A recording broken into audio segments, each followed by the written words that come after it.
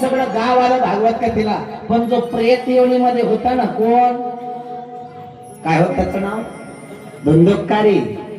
त्या प्रेतांना इकडे यायला जागा नव्हती, प्रेत येत नाही इकडे, भूता प्रेतांना इकडे प्रवेश नाही, हे लक्षात ठेवा. मग त्यांना बसायला जागा, बाजूला एक बांबू होता, जसा आपण बांबू बांधलाय ना 7 फेऱ्यांचा, तसा बांबू होता.